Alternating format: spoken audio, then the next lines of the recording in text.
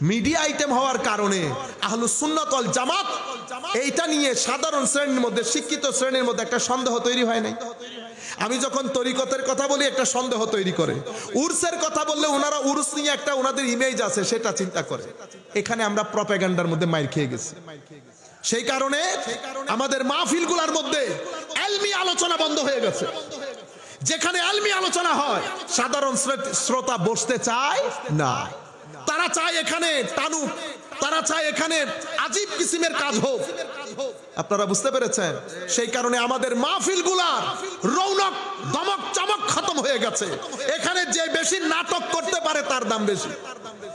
বুঝতে পেরেছেন? এখান থেকে আমরা চাই একটা সংস্কার হোক, আমরা চাচ্ছি একটা সংস্কার, এবং সেটা হবে আল্লাহর ওয়ালিদের হাত।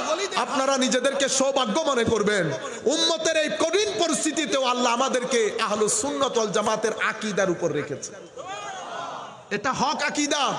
এই আকীদার উপর সাহাবায়ে কেরাম, তাবেঈন, আতবাউত তাবেঈন, আইম্মা, মুজতাহিদিন, মুহাদ্দিসিন, মুফাসসিরিন, সুলাহা